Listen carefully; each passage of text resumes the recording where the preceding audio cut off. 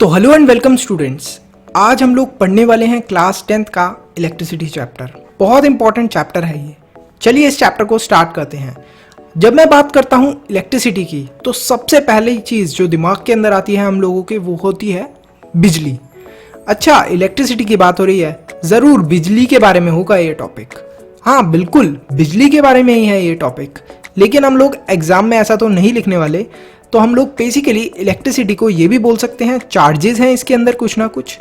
और इस चैप्टर के अंदर हम लोग स्टडी करने वाले हैं इन चार्जेस के बारे में।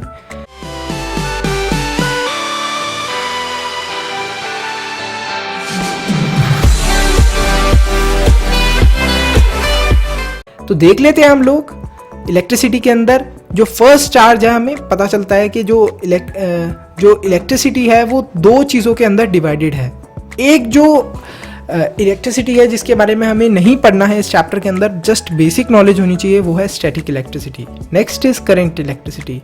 स्टैटिक इलेक्ट्रिसिटी वो इलेक्ट्रिसिटी होती है जो रुकी हुई है। स्टैटिक मतलब रुका हुआ होता है। और यहाँ पर जब हम लोग इसको थोड़ा सा खोल के लिखते हैं इलेक्ट्रिसिटी चार्जेस, तो चार्जेस एट रेस्ट मतलब जो चार्ज रेस्ट के ऊपर है उसको हम लोग बोल देते हैं स्टैटिक इलेक्ट्रिसिटी। जैसे एग्जाम्पल के लिए आपने बहुत बार ये एक्सपेरिमेंट करा होगा कि एक रूलर लिया होगा या फिर एक बैलून लिया होगा, उसको अपने सर पे रब करा होगा, छोटे छोटे पेपर के पीसीज रखे होंगे और उनके आसपास उस बैलून को घुमाया होगा। तब आप देखेंगे कि वो जो छोटे छोटे पेपर के पीसीज होते हैं वो अट्रैक्ट हो जाते हैं उस बैलून से। तो ऐसा क्यों होता है? जब आप उसको अपने सर के अगेंस्ट, अपने हेड के अगेंस्ट रब करते हैं तो कुछ ना कुछ चार्जेस उसके अंदर चले जाते हैं आपके बैलून के अंदर। और जब फिर आप उसको पेपर के पास लेकर आते हैं तो वो चार्जेस से वो अट्रैक्ट होने लग जाता है पेपर। अब ये जो चार्जेस हैं ये बैलून के अंदर कैसे रह पाते हैं? क्योंकि आपको पता है कि जो बैलून है वो किसका बना हुआ है, बेसिकली प्लास्टिक वगैरह का बना हुआ होता है बैलून। और रूलर भी, हमारा जो स्केल होता है वो भी प्लास्टिक का बना हुआ होता है। तो ये सब क्या है, ये बैड कंडक्टर ऑफ इलेक्ट्रिसिटी होते हैं। इस वजह से जो इलेक्ट्रिसिटी होती है इनके अंदर से मूव तो कर पाती नहीं है, तो वो इलेक्ट्रिसिटी इनके अंदर स्टोर हो जाती है। जैसे ही हम पेपर के पास लेकर आते हैं हमें कुछ ना कुछ मूवमेंट दिखना स्टार्ट हो जाता है। Coming to current electricity. Current electricity का मतलब क्या होता है? इलेक्ट्रिसिटी मतलब चार्जेस है, तो चार्जेस, करंट मतलब कि जो चार्जेस मोशन के अंदर हों। यहां पर देखिए कैसे एक मोशन क्रिएट हो रहा है। तो इसका मतलब क्या है, ये वाले चार्जेस जो मोशन के अंदर हैं, मेटल वायर के अंदर हमने कनेक्ट करा है एक बल्ब को और बैटरी को, तो यहाँ पर आपको दिख रहा है चार्जेस मोशन के अंदर हैं, तो इसको हमने सिंपली बोल दिया है चार्जेस इन मोशन, और कुछ भी नहीं है। Coming to next point. Next point है कंडक्टर्स और इंसुलेटर्स। आपने बचपन से ही पढ़ा होगा कंडक्टर्स क्या होते हैं, जिनके अंदर इलेक्ट्रिसिटी फ्रीली फ्लो कर सकती है, मतलब जिनके अंदर से इलेक्ट्रिसिटी पास हो सकती है। इंसुलेटर्स क्या होते हैं, जिनके अंदर से इलेक्ट्रिसिटी, जो इलेक्ट्रिक करंट होता है वो फ्लो नहीं कर सकता फ्रीली, मतलब एक जगह से दूसरी जगह आसानी से फ्लो नहीं कर सकता। फॉर एग्जाम्पल, अगर आप प्लास्टिक के अंदर इलेक्ट्रिसिटी पास करने की कोशिश करें तो क्या करंट पास होगा उससे? नहीं होगा, because it is a bad conductor. लेकिन यहीं पे अगर आपने कोई मेटल की वायर ले ली तो उससे आसानी से क्या हो जाएगा, करंट पास हो जाएगा।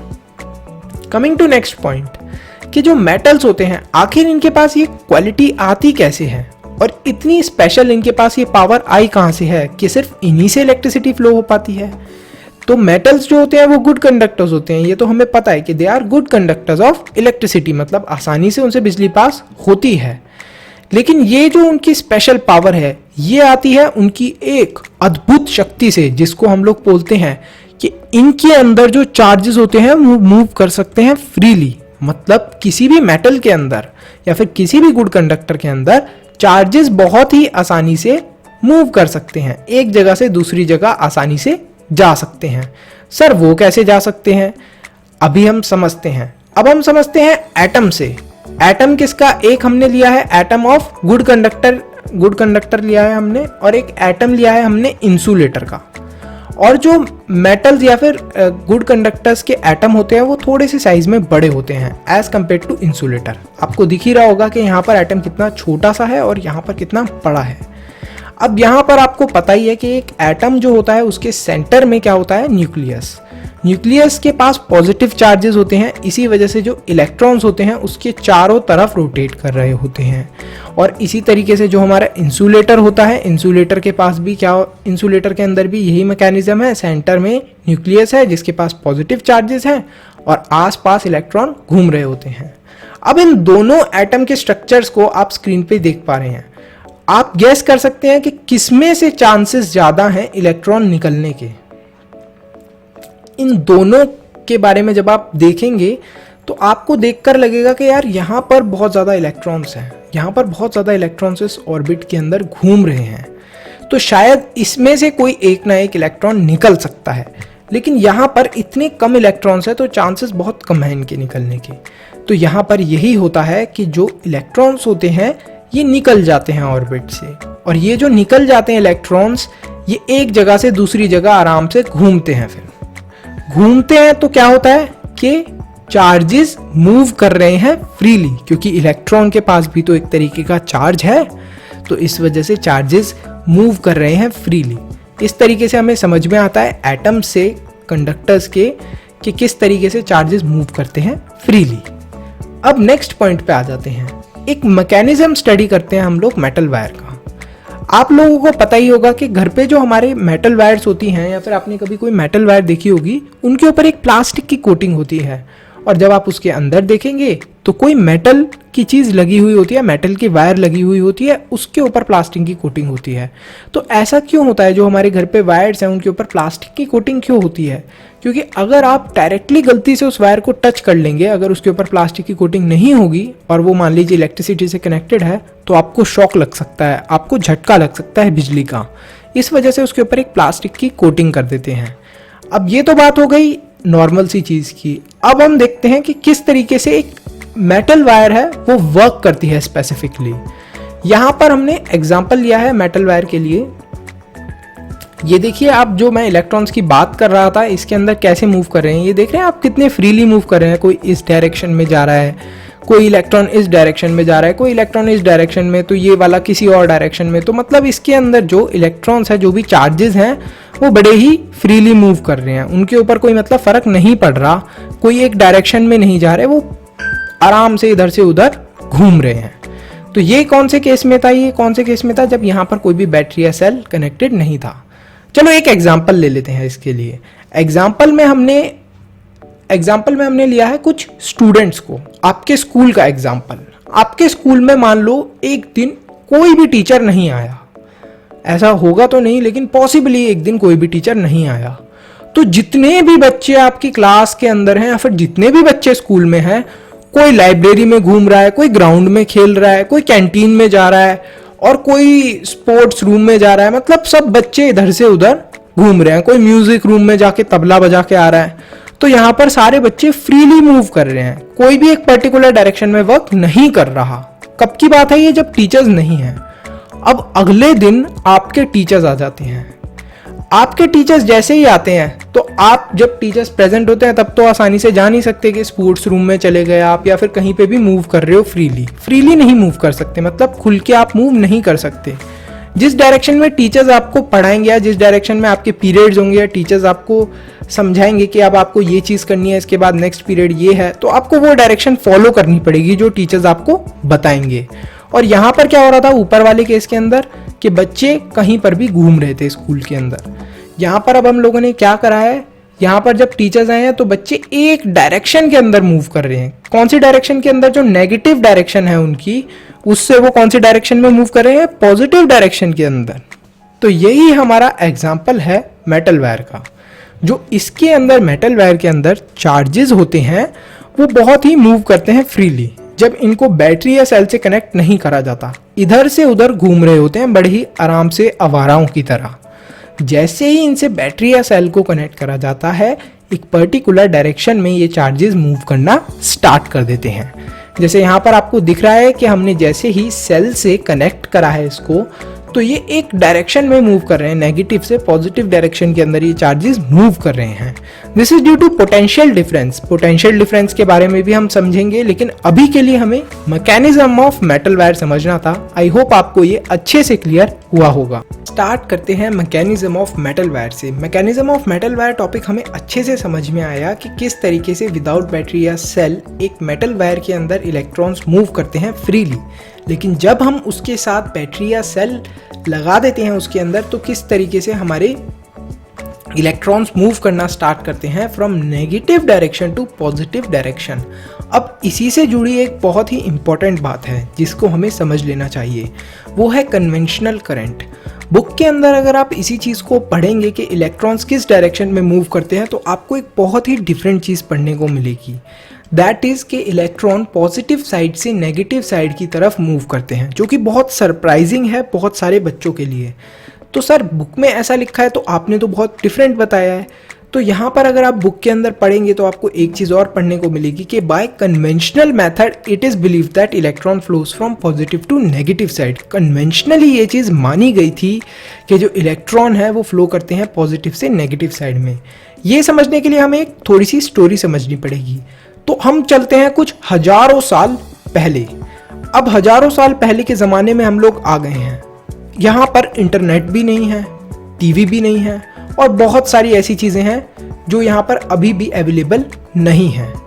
अब यहाँ पर बहुत सारे एडवांस्ड साइंटिफिक इक्विपमेंट्स भी अवेलेबल नहीं हैं, मतलब बहुत अच्छे अच्छे माइक्रोस्कोप्स वगैरह भी अवेलेबल नहीं हैं। तो साइंटिस्ट को इस टाइम पर करंट के बारे में तो पता चल जाता है, लेकिन उन्हें प्रॉब्लम आती है करंट के बारे में जानने के बाद भी ये जानने में कि करंट के अंदर जो फ्लो करती है वो चीज़ क्या होती है। वो इलेक्ट्रॉन होते हैं, प्रोटॉन होते हैं, न्यूट्रॉन होते हैं। ये सारी चीज़ों के बारे में उन्हें अभी तक कुछ भी नहीं पता। एक एटम के स्ट्रक्चर के बारे में ढंग से उन्हें नहीं पता। अभी जस्ट उन्हें पता है कि एक करंट चीज़ है जो फ्लो करती है। अब करंट का तो उन्हें पता है, तो उन्हें ये भी पता लगाना था तब कि करंट कैसी डायरेक्शन में फ्लो करता है। तो उन्होंने ऐसे ही मान लिया कि पॉजिटिव से नेगेटिव साइड में ये फ्लो करता है। मतलब ऐसा ही समझ लो आप कि ये ऐसी थिंकिंग थी कि आपको मैंने 2 ग्लास ऑफ वाटर दे दिए, 1 ग्लास में मैंने वाटर फिल करके रखा है और 1 ग्लास खाली है। तो आप कौन से ग्लास को फिल करोगे और कौन से ग्लास से आप वाटर फिल कर सकते हो? ऑब्वियसली आप वो वाला ग्लास यूज़ करने वाले हो जिसके अंदर पानी भरा हुआ है। उस भरे हुए पानी के ग्लास को आप यूज़ करके खाली वाले ग्लास को भर सकते हो। तो तब यही बिलीव थी कि जो पॉजिटिव होता है वो ज़्यादा होता है और जो नेगेटिव होता है वो कम होता है। तो जैसे हमने भरे हुए पानी के ग्लास से क्या करा था, हमने खाली पानी के ग्लास को फिल करा था, इसी तरीके से तब ये माना जाता था कि इलेक्ट्रॉन्स पॉजिटिव साइड से नेगेटिव साइड की तरफ मूव करते हैं। तो ये तो था हमारा कन्वेंशनल करंट, कन्वेंशनल मेथड था जो पुराने ज़माने का मेथड था। लेकिन जो सबसे बड़ा सवाल है, बच्चे ये पूछते हैं कि सर अभी भी क्यों नहीं चेंज करा बुक्स के अंदर? तो अभी भी इसलिए चेंज नहीं करा क्योंकि जो कन्वेंशनल मेथड था उसी के ऊपर बाद में भी बहुत ज़्यादा रिसर्च होती रही और उसी को ध्यान में रख के बहुत सारी बुक्स भी लिखी गई। तो अगर हम लोग अब चेंज करते हैं तो बहुत ज़्यादा प्रॉब्लम क्रिएट हो जाएगी। इस वजह से साइंटिस्ट ने थोड़ा आलस कर लिया और इसको ऐसे का ऐसा ही रहने दिया। मान लिया कि चलो ठीक है, हमें पता तो है कि electron negative to positive move करते हैं, लेकिन चलो हम लोग मान लेते हैं कि भैया पॉजिटिव से नेगेटिव साइड में वो मूव करते हैं। तो ये तो था हमारा कन्वेंशनल करंट और यहीं पे कन्वेंशनल करंट की स्टोरी फिनिश होती है। अब इसके बाद हमारा स्टार्ट होता है इंपॉर्टेंट फिजिकल क्वांटिटी, जिनके बारे में हम इस चैप्टर के अंदर स्टडी करने वाले हैं। जो सबसे पहली इंपॉर्टेंट फिजिकल क्वांटिटी है दैट इज इलेक्ट्रिक चार्ज, जिसको डिनोट करते हैं हम लोग Q से। उसके बाद इलेक्ट्रिक करंट, जिसको डिनोट करते हैं हम लोग I से। उसके बाद पोटेंशियल डिफरेंस, जिसको डिनोट करते हैं V से। और उसके बाद रेजिस्टेंस, रेजिस्टिविटी रो, जिसको डिनोट करा है हमने रो से। तो ये इलेक्ट्रिक पावर को किससे डिनोट करा है? P से। तो अब इन सब के बारे में एक एक करके समझते हैं। सबसे पहले इलेक्ट्रिक चार्ज को देखते हैं। यहाँ पर इलेक्ट्रिक चार्ज के बारे में हम लोग पढ़ना स्टार्ट करते हैं। हम जब भी इलेक्ट्रिक चार्जेस की बात करते हैं तो हमेशा 2 टाइप के इलेक्ट्रिक चार्जेस होते हैं, एक होता है पॉजिटिव और एक होता है नेगेटिव। ये चीज़ आपको क्लियर होनी चाहिए स्टूडेंट्स। अब ये जो पॉजिटिव और नेगेटिव चार्जेस हैं, इन्हीं के साथ साथ हमें ये भी पता करना है कि SI यूनिट क्या होती है, किस तरीके से इन इलेक्ट्रिक चार्जेस को मेजर करा जाता है, दैट इज कूलम। और ये क्या होती है? ये स्केलर क्वांटिटी होती है। अब इसी के बाद हमारा नेक्स्ट टॉपिक जो था इलेक्ट्रिक करंट, उस पर आ जाते हैं हम लोग। तो इलेक्ट्रिक करंट क्या होता है, ये जो हमारे इलेक्ट्रिक चार्जेस थे, जो हमारा Q था, तो ये क्या है, ये एक जगह पर रुका हुआ है। मान लीजिए this is stable at one position, तो ये एक जगह पर रुका हुआ है। जब ये चार्ज मूव करना स्टार्ट करता है तब हम लोग इसको क्या बोल देते हैं, इलेक्ट्रिक करंट। तो अब इस चार्ज को हमें मेजर करना है। तो मेजर हम लोग कैसे कर पाते हैं कि I मतलब कितना, ये कितनी स्पीड से फ्लो कर रहा है। अब यहाँ पर क्या आता है, Q अपॉन में T, मतलब एग्जैक्ट डेफिनेशन देखते हैं, उससे समझ में आएगा कि charge flowing per unit time, ये जो चार्ज है ये कितने यूनिट टाइम के अंदर फ्लो कर रहा है। मतलब ये जो इलेक्ट्रिक चार्ज है अपॉन T, कितना टाइम इसको लग रहा है फ्लो होने में, इजिकल्स टू I। मतलब क्या, ये किसके इक्विवेलेंट होगा, मतलब ये होगा हमारा इलेक्ट्रिक करंट। यही सिंपल इसका आंसर है। ऐसा यूनिट इसकी एम्पियर है और device use to measure electric current ammeter, और ammeter is always connected in series. अगर आप सीरीज के अंदर एमीटर को कनेक्ट नहीं करोगे तो एमीटर फॉल्टी रीडिंग दे देगा। इसके बाद हम लोग आ जाते हैं नेक्स्ट कि सीरीज और पैरेलल क्या होता है। सर आपने ये सीरीज वाला टॉपिक तो स्टार्ट करा, बट सीरीज क्या होता है, तो समझते हैं हम लोग कि सीरीज और पैरेलल क्या होता है। अब एक एक्सपेरिमेंट और एक केस स्टडी से हम इसको समझने वाले हैं। मान लीजिए मैंने आपको एक वायर दे दी और 3 बल्ब दे दिए और बोला कि इन 3 बल्ब्स को आपको कनेक्ट करना है एक ही वायर से। आपने उस एक वायर को यूज करके इन तीनों बल्बों को कनेक्ट कर लिया। अब सोचो ये वाला कनेक्शन किस टाइप का कनेक्शन होगा।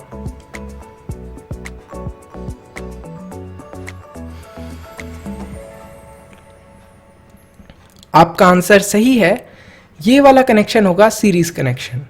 और ये वाला कनेक्शन कुछ इस टाइप से दिखेगा। एक ही वायर से हमने 3 बल्ब को कनेक्ट करा है, मतलब एक ही जगह से इसके अंदर एनर्जी फ्लो हो रही है। जो एक ही वायर के अंदर एनर्जी फ्लो हो रही है वो तीनों कंज्यूम कर रहे हैं। ठीक है, अब पैरेलल कनेक्शन के ऊपर आते हैं हम लोग। पैरेलल कनेक्शन के अंदर क्या होता है, मैंने आपको 3 अलग अलग वायर्स दी और 3 अलग अलग बल्ब दिए और बोला बेटा इन तीनों वायरों के अंदर ये तीनों अलग अलग बल्ब कनेक्ट कर दो। आपने उन तीनों वायर्स को यूज करके 3 अलग अलग बल्ब उससे कनेक्ट कर दिए। तो ये हमारी वायर 1 थी जिसके अंदर आपने बल्ब 1 कनेक्ट कर दिया। ये हमारी वायर 2 थी जिसके अंदर आपने बल्ब 2 कनेक्ट कर दिया। ये हमारी वायर 3 थी जिसके अंदर आपने बल्ब 3 कनेक्ट कर दिया। तो सिंपली हमने इस वाले कनेक्शन को क्या बोल दिया, पैरेलल कनेक्शन। सीरीज कनेक्शन को हमने सीरीज कनेक्शन क्यों बोला था, क्योंकि सब एक ही वायर से कनेक्टेड थे बल्ब्स, इसके अंदर अलग अलग वायर से कनेक्टेड थे। तो यही होता है हमारा सीरीज कनेक्शन, और पैरेलल कनेक्शन भी आपको समझ में आ ही गया होगा। अब इसके बाद हमारे जो 2 टॉपिक्स हैं, इलेक्ट्रिक चार्ज और इलेक्ट्रिक करंट के फिनिश होने के बाद हमें समझना है पोटेंशियल डिफरेंस, जो कि बहुत इंपॉर्टेंट है। तो पोटेंशियल डिफरेंस समझने के लिए हमें एक एग्जाम्पल समझना पड़ेगा। इस एग्जाम्पल में मैंने 2 वाटर टैंक लिए हैं। तो एक वाटर टैंक जो ऊपर तक पानी से भरा हुआ है और एक वाटर टैंक जिसके अंदर थोड़ा कम क्वांटिटी के अंदर वाटर है। मतलब इस वाले जिसमें बड़ा वाला वाटर टैंक जिसके अंदर ज़्यादा वाटर लेवल है, देखिए वाटर लेवल कहाँ ऊपर तक है, और इसके अंदर जो वाटर लेवल है वो काफ़ी नीचे तक है। तो हम लोग इसको क्या बोल सकते हैं कि ये वाला जो वाटर टैंक है ये क्या है, हाई कंसंट्रेशन वाला एरिया है, क्योंकि इसमें हाई मतलब ऊपर तक पानी भरा हुआ है। और ये वाला कौन सा एरिया हो गया, ये हो गया लो कंसंट्रेशन वाला एरिया, क्योंकि यहाँ पर नीचे है थोड़ा पानी, वाटर लेवल थोड़ा नीचे है। अब इसी के साथ हम पोटेंशियल डिफरेंस को भी समझते हैं। हम लोग इसको हाई कंसंट्रेशन की जगह हाई पोटेंशियल बोल देते हैं। तो ये क्या है हमारा हाई पोटेंशियल, और ये जो कम वाला जगह है इसको क्या बोल दिया हमने, लो पोटेंशियल। 2 चीज़ें हमें क्लियर हो गई। अब अगर कोई आपको बोलता है, अगर कोई आपको बेसिकली बोलता है कि आपको इस वाली जो ये टंकी है या फिर ये टैंक है जो दूसरे वाला, इसके अंदर भी इसके इक्वल पानी भरना है, तो आप किस तरीके से भरेंगे, आप एक पाइप कनेक्ट कर देंगे। ये देखो यहाँ पर एक पाइप कनेक्ट कर दोगे जिससे कि वाटर लेवल दोनों टैंक्स के अंदर क्या हो जाए, सेम हो जाए, मतलब दोनों का वाटर लेवल सेम हो जाए। अब ये चीज़ तो हमें समझ में आ गई कि सेम करने के लिए हम लोग ये चीज़ करने वाले हैं। लेकिन यहाँ से एक और चीज़ समझनी है कि ये जो वाटर लेवल के अंदर का डिफरेंस था, मतलब ये जो वाटर लेवल था हाई कंसंट्रेशन वाला या फिर हाई पोटेंशियल वाला था जो वाटर, इसका जो लेवल था ये वाला, और ये जो नीचे वाला था हमारा लो कंसंट्रेशन या फिर लो पोटेंशियल वाला, इसका वाटर लेवल। तो जो इसके बीच का जो डिफरेंस था, ये वाला जो आप देख रहे हैं डिफरेंस वाटर लेवल के बीच का, इसी को हमने क्या बोला है, पोटेंशियल डिफरेंस। यही होता है हमारा पोटेंशियल डिफरेंस, दोनों के पोटेंशियल के अंदर डिफरेंस। जैसे एक और एग्जांपल भी है कि आपकी क्लास में कोई बच्चा बहुत ज़्यादा इंटेलिजेंट है और कोई बच्चा बहुत ज़्यादा नालायक है, तो उन दोनों के पोटेंशियल के अंदर डिफरेंस है। मतलब कोई एक इंटेलिजेंट है, बहुत ज़्यादा वो पढ़ता है, और एक तो पढ़ता ही नहीं है, नालायक है। तो यही होता है हमारा पोटेंशियल डिफरेंस। अब इसके बाद हमें और आगे की चीज़ें समझनी हैं। अब यही जो पोटेंशियल डिफरेंस हमने वाटर को यूज़ करके क्रिएट करा था, मतलब यहाँ पर ज़्यादा वाटर लेवल कर दिया था हमने और यहाँ पर कम पानी भरा था, तो ज़्यादा से हमेशा कम के अंदर ही जाएगा पानी। तो ये वाला जो डिफरेंस है, इसे यूज़ करके हम लोग इलेक्ट्रिसिटी को भी फ्लो करवा सकते हैं। तो फ्लो करवाने के लिए हमें क्या करना पड़ेगा, एक जगह हमें बहुत सारे इलेक्ट्रॉन्स रखने पड़ेंगे और एक जगह थोड़े कम इलेक्ट्रॉन्स रखने पड़ेंगे। और वायर का हमें पता ही है कि वायर के अंदर क्या होते हैं, इलेक्ट्रॉन्स प्रेजेंट होते हैं जो मूव कर रहे होते हैं फ्रीली। लेकिन अगर हम लोग जब तक एक प्रेशर क्रिएट नहीं करेंगे, जैसे यहाँ पर देख रहे हैं आप कि बहुत ऊंचाई पर पानी है, और फिर जैसे ही ये प्रेशर ही तो क्रिएट हुआ पानी का, जैसे ही पानी का प्रेशर क्रिएट हुआ, ये दोनों सेम लेवल पे आ गए। क्योंकि जब इसके अंदर ज़्यादा पानी था तभी तो ये इसको पानी दे पाएगा। अगर ये दोनों इक्वल होते तो ये क्या इसको पानी दे पाता हाई पोटेंशियल वाले एरिया से? नहीं दे पाता, दोनों इक्वल ही थे। तो इस वजह से एक टाइप का डिफरेंस क्रिएट करना पड़ता है। तो यहाँ पर जब बहुत ज़्यादा इलेक्ट्रॉन्स होंगे तो ये क्या करेंगे, ये फ्लो करना स्टार्ट कर देंगे, ये ज़्यादा वाली जगह से कहाँ पर, कम वाली जगह पर। तो इसी तरीके से हम लोग पोटेंशियल डिफरेंस क्रिएट करते हैं वायर्स के अंदर। लेकिन हम लोग यहाँ पर पाइप का यूज़ नहीं करते, यहाँ पर पानी का यूज़ नहीं करते, हम लोग यूज़ करते हैं किसका, बैटरी या फिर सेल का। यहाँ पर देख सकते हैं आप कि हमने क्या करा है, पोटेंशियल डिफरेंस क्रिएट करने की कोशिश करा है। यहाँ पर नेगेटिव वाली साइड आप इमेजिन करिए कि बहुत ज़्यादा इलेक्ट्रॉन्स हैं, ऐसे ही जैसे बहुत ज़्यादा इलेक्ट्रॉन्स हैं, और यहाँ पर क्या है, पॉजिटिव वाली साइड में हमारे थोड़े कम इलेक्ट्रॉन्स हैं। तो क्या होगा, ज़्यादा वाली साइड से कम वाली साइड में इलेक्ट्रॉन्स फ्लो करना स्टार्ट करेंगे या फिर मूव करना स्टार्ट करेंगे। तो इससे हमें ये चीज़ क्लियरली समझ में आ जाती है। इसके बाद हम लोग चलते हैं कि पोटेंशियल डिफरेंस को एग्जैक्टली डिफाइन कैसे करेंगे। तो पोटेंशियल डिफरेंस को हम लोग ये बोल सकते हैं कि work done per unit charge, क्योंकि कोई ना कोई काम हो रहा है जब पोटेंशियल डिफरेंस की हम लोग बात कर रहे हैं, मतलब मूव कर रहे हैं एक जगह से दूसरी जगह हम लोग इलेक्ट्रॉन्स को, तो कुछ ना कुछ वर्क हो रहा है। तो इसको हम लोग कैसे लिखेंगे, इलेक्ट्रिक चार्ज मतलब फ्लो ऑफ चार्ज, किस स्पीड से वो फ्लो कर रहा है चार्ज, वर्क डन मतलब कितना काम हुआ है, और V क्या है, हमारा पोटेंशियल डिफरेंस। तो जो हमारी इक्वेशन आती है ये क्या है, V = W/Q, ये होती है हमारी exact equation of potential difference. अब इसके बाद हमें ये देखना है कि इसकी SI यूनिट क्या होती है, SI यूनिट होती है वोल्ट। अब यहाँ पर एग्जाम्पल के लिए हमें इसको समझना है, तो हमने क्या करा है कि वर्क डन ले लिया है 1 और Q ले लिया है हमने 1, तो 1 से कटेगा तो क्या आएगा 1, तो 1 वोल्ट क्या हो जाएगा, हमारा आंसर हो जाएगा। इस तरीके से आप कर सकते हैं। कमिंग टू पोटेंशियल डिफरेंस को थोड़ा सा बैटरी या सेल के थ्रू और डिटेल में समझने में, तो यहाँ पर देखिए एक हमने सेल लिया है, आप बैटरी भी ले सकते हैं। तो यहाँ पर हमने इसको लिया है। अब यहाँ से क्या होता है कि आप देख रहे हैं क्या हो रहा है कि इलेक्ट्रॉन्स फ्लो कर रहे हैं इस वायर के अंदर। क्यों? क्योंकि ये जो सेल है ये एक तरीके का पोटेंशियल डिफरेंस क्रिएट कर रहा है। यहाँ पर बहुत सारे इलेक्ट्रॉन्स हैं, तो जैसा आप यहाँ पर देख रहे थे कि प्रेशर क्रिएट हो रहा है, तो ये बहुत सारे इलेक्ट्रॉन्स कहाँ पर जा रहे हैं, जहाँ पर थोड़े कम इलेक्ट्रॉन्स हैं। तो ये एक तरीके का प्रेशर क्रिएट कर रहा है, बहुत सारे इलेक्ट्रॉन्स मूव कर रहे हैं कहाँ पर, कम वाले इलेक्ट्रॉन्स की साइड में। अब जैसे ही ये इलेक्ट्रॉन्स मूव करना स्टार्ट करते हैं, ये कहाँ पर पहुँचते हैं, एक बल्ब के पास। जैसे ही बल्ब के पास ये पहुँचे, बल्ब ने इन्हें यूटिलाइज कर लिया इसकी एनर्जी को, और फिर फर्दर इलेक्ट्रॉन्स की स्पीड क्या हो गई, स्लो हो गई। अब इनके पास एनर्जी कम हो गई, तो ये बेचारे धीरे धीरे चल रहे हैं। अब फिर दोबारा इन्हें कहाँ पर ले जाया गया, इन्हें फिर दोबारा लेकर गए हैं वहाँ पर जहाँ पर बहुत ज़्यादा इलेक्ट्रॉन्स इकट्ठे हो रखे हैं। तो यहाँ पर सेल के पास जैसे ही आते हैं तो यहाँ पर बहुत ज़्यादा इलेक्ट्रॉन्स हैं, तो फिर दोबारा सेल क्या करता है, फुल पावर से इन्हें थ्रो करता है। देख रहे हो आप कितनी पावर से फिर दोबारा आई है। फिर इनकी एनर्जी या करंट को यूटिलाइज कर लिया बल्ब ने, फिर इनकी स्पीड स्लो हो गई। ये है हमारा पोटेंशियल डिफरेंस। इस वजह से हम लोग बैटरीज और सेल्स का यूज़ करते हैं, इस वजह से इलेक्ट्रिसिटी का यूज़ करते हैं। कमिंग टू मेजरिंग डिवाइस, किस तरीके से इन्हें मेजर करा जाता है, इनको मेजर करा जाता है वोल्ट मीटर से। वोल्ट मीटर हमेशा कनेक्ट होता है पैरेलल के अंदर।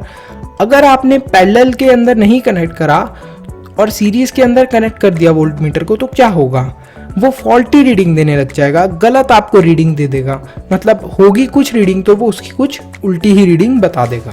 अब इसके बाद हम लोग समझते हैं कि करंट डिपेंड करता है पोटेंशियल डिफरेंस पे। किस तरीके से डिपेंड करता है, अब देखिए यहाँ पर हमें एक और एग्जाम्पल लेना पड़ेगा। इस एग्जाम्पल के लिए हम लोग लेते हैं आपको और आपकी मम्मी को और आपके टीचर को, तीनों लोगों को हमने इस एग्जाम्पल में इन्वॉल्व करा है। अब आपकी मम्मी आपको मारना स्टार्ट करती हैं थप्पड़ जब आपने अपने स्कूल के अंदर नंबर कम लेकर आए, तो आपकी मम्मी ने कस के आपके थप्पड़ लगाया, ठीक है, थप्पड़ लगाया आपके, तो आपके क्या बहुत ज़्यादा वो उसमें जो थप्पड़ आपके लगा है तो उससे आपके ऊपर बहुत ज़्यादा इम्पैक्ट पड़ा? नहीं पड़ा। आपके जो गाल हैं वो लाल हुए? बहुत ज़्यादा नहीं हुए, उतने ज़्यादा लाल नहीं हुए।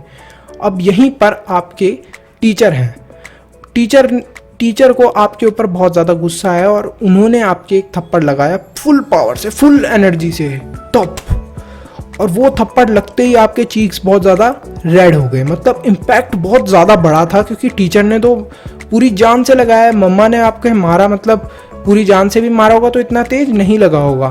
तो अब क्या हुआ कि टीचर को ज़्यादा प्रैक्टिस थी थप्पड़ मारने की, एक तो ये भी रीज़न है क्योंकि उन्होंने बहुत बच्चों को मारा हुआ है। आपकी मम्मा कहाँ रोज बच्चों को मारती हैं पकड़ पकड़ के। तो ये दोनों चीज़ों में डिफरेंस था, ये भी है।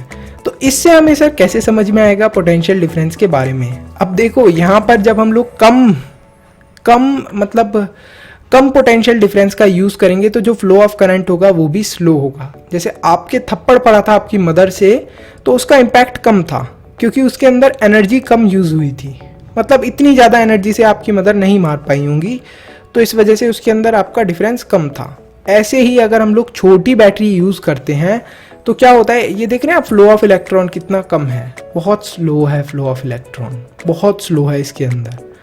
यहीं पर जब आपके टीचर ने आपको मारा, ये हमने इसकी छोटी बैटरी को फेंक दिया और बड़ी बैटरी को ले लिया, इसको टीचर इमेजिन कर लो, टीचर ने आपको मारा तो आपके जो पूरा इम्पैक्ट था, आपके चीक्स रेड हो गए और पूरा दिमाग हिल जाएगा। तो ये जो इम्पैक्ट था ये बहुत ज़्यादा था। तो ऐसे ही जो हम लोग ज़्यादा जब एनर्जी का यूज़ करते हैं, ज़्यादा पोटेंशियल डिफरेंस यूज़ करते हैं, तो जो फ्लो ऑफ करंट होता है या फिर जो फ्लो ऑफ इलेक्ट्रॉन्स होता है वो बहुत फास्ट हो जाता है। यहाँ पर देख रहे हैं आप इलेक्ट्रॉन्स कितनी जल्दी जल्दी मूव कर रहे हैं, यहाँ पर पहुँचते ही फिर फुल एनर्जी से मूव करना स्टार्ट करते हैं, क्योंकि यहाँ पर बहुत ज़्यादा क्या है, बहुत ज़्यादा पोटेंशियल डिफरेंस है। यहाँ पर 50 वॉट का पोटेंशियल डिफरेंस यूज़ करा गया है, यहाँ पर 15 वॉट है बस बैटरी का साइज, और यहाँ पर क्या है 50 वॉट। सोचो इतनी ज़्यादा एनर्जी से इलेक्ट्रॉन्स को फेंका जा रहा है, और यहाँ पर सिर्फ 15 वॉट की एनर्जी से फेंका जा रहा है इलेक्ट्रॉन्स को। तो केस ए था और केस बी था। तो इस केस ए और केस बी को समझ के आपको क्या समझ में आया कि क्या है, हमारा जो करंट है वो डिपेंड करता है पोटेंशियल डिफरेंस के ऊपर भी। यहाँ पर करंट थोड़ा स्लो था, स्लो फ्लो कर रहा था करंट, फ्लो ऑफ करंट थोड़ा वीक था। यहाँ पर फ्लो ऑफ करंट बहुत स्ट्रॉन्ग था, कितनी जल्दी इलेक्ट्रॉन मूव कर रहे थे, क्योंकि पोटेंशियल डिफरेंस बहुत ज़्यादा क्रिएट करा जा रहा था। 50 वॉट का प्रेशर लगाया जा रहा था इलेक्ट्रॉन्स के ऊपर मूव करने के लिए, यहाँ पर सिर्फ 15 वॉट का लगाया जा रहा था। मतलब यहाँ पर मम्मी ने चाटा मारा तो उससे कुछ ज़्यादा तुम्हारे ऊपर फर्क नहीं पड़ा, और यहाँ पर टीचर ने चाटा मारा तो बिल्कुल ही तुम्हारा दिमाग हिल गया। तो यही चीज़ है। इसी के साथ हमें एक और चीज़ भी समझ में आती है, जो करंट है वो प्रोपोर्शनल है पोटेंशियल डिफरेंस के। मतलब जैसे जैसे हमारा पोटेंशियल डिफरेंस बढ़ता है वैसे वैसे ही हमारे करंट की स्पीड भी बढ़ती है। जैसे यहाँ पर देखा आपने 15 वॉट में क्या हमारे फ्लो ऑफ इलेक्ट्रॉन्स की स्पीड थी, देखो स्लो थी, मैं ये नहीं बोलूँगा कि नहीं थी, स्लो थी, बहुत स्लो थी। देखो जैसे ही हमने पोटेंशियल डिफरेंस को इंक्रीज करा तो जो फ्लो ऑफ करंट था, मतलब फ्लो ऑफ करंट कैसा हो गया, देखो कितनी जल्दी फ्लो ऑफ करंट है, कितना फास्ट हो गया। कैसे फास्ट हुआ, क्योंकि हमने पोटेंशियल डिफरेंस इंक्रीज कर दिया तो फ्लो ऑफ करंट भी इंक्रीज हो गया। अगर यहीं पर हमने पोटेंशियल डिफरेंस को कम करा 15 वॉट की बैटरी यूज करके तो क्या हुआ वही हुआ सेम चीज के फ्लो ऑफ करंट भी बहुत ज़्यादा कम हो गया। तो यहाँ से हमें समझ में आता है कि potential difference is proportional to current and अगर पोटेंशियल डिफरेंस कम होगा तो करंट भी कम होगा। ये दो चीज़ें समझ में आती हैं। सिंपल बात में बोलूँ तो अगर V1 होगा तो I भी 1 होगा, ठीक है। मतलब V अगर 1 है तो I भी 1 है, V अगर 2 है तो I भी 2 है, V अगर 3 है तो I भी 3 है, V अगर 4 है तो I भी 4 है, V अगर 5 है तो I भी 5 है। मतलब दोनों सेम ही तरीके से मूव करते हैं। अब जो साइन ऑफ प्रोपोर्शनैलिटी है, इसको अगर हम लोग हटाएंगे, प्रोपोर्शनैलिटी का साइन, तो यहाँ पर इसको हटाएंगे तो एक कांस्टेंट लेना पड़ता है हमें, ये रूल है। तो कांस्टेंट को अगर हम लोग लेंगे तो वो क्या आ जाता है हमारा नया कांस्टेंट, दैट इज R, जिसको हम लोग बोलते हैं रेजिस्टेंस। तो V is equals to IR, ये फॉर्मूला हमारा निकल के आता है, जिसको हम लोग ओम्स लॉ भी बोलते हैं। अब ये रेजिस्टेंस क्या है सर? पोटेंशियल डिफरेंस भी पता है हमें और करंट भी पता है। यहाँ पर तो यही बताया जा रहा था कि अगर पोटेंशियल डिफरेंस बढ़ेगा तो करंट भी बढ़ेगा, अगर पोटेंशियल डिफरेंस कम होगा तो करंट भी कम होगा। लेकिन ये R क्या रोल प्ले कर रहा है, इस R को क्यों लिया है इधर? तो हम R के बारे में भी समझते हैं, रेजिस्टेंस के बारे में भी समझते हैं। तो यहाँ पर देखिए, अभी तक हमें यही समझ में आया कि जो करंट है वो डिपेंड करता है वोल्टेज के ऊपर, लेकिन V is equals to IR से हमें एक और चीज़ समझ में आई है, वो ये है कि रेजिस्टेंस भी एक बहुत बड़ा रोल प्ले करता है। अब जो R है इसको हम लोग क्या बोलते हैं? रेजिस्टेंस बोलते हैं। तो अब रेजिस्टेंस के बारे में समझते हैं। देखिए, अभी हमें कुछ बैटरी सेल वेल को नहीं देखना, अभी आपको दो चीज़ों को देखना है, केस 1 और केस 2 के अंदर। अभी आपको इमेजिन करना है ये जो ब्लू वाली जगह है ये एक रोड है, और इस केस 2 के अंदर भी इमेजिन करना है कि ये जो ब्लू वाली जगह है ये एक रोड है। तो अभी दो रोड आपको दिख रही हैं। ये जो ब्लैक आपको डॉट्स दिख रहे हैं, ये रेजिस्टिविटी वगैरह अभी मत समझो, अभी आप ये समझो ये जो ब्लैक डॉट्स हैं ये इस रोड के ऊपर खड्डे हैं बहुत बड़े बड़े, मतलब बहुत बड़े बड़े ऑब्स्टेकल्स हैं रोड के ऊपर। सेम इन केस 2, इस वाली जो रोड पर है यहाँ पर भी आपको ऑब्स्टेकल्स दिख रहे होंगे। तो अब मैं आपसे ये पूछता हूँ कि ये जो E है, ये आप एक तरीके से आप अपने आप को समझ लो, ये जो इलेक्ट्रॉन हो ये आप हो। आपको मैं बोलता हूँ कि ये जो केस 1 वाली रोड है और केस 2 वाली रोड है, इसमें से आपको आसान कौन सी रोड पे ट्रैवल करना लग रहा है? सोच के जवाब दे सकते हो आप।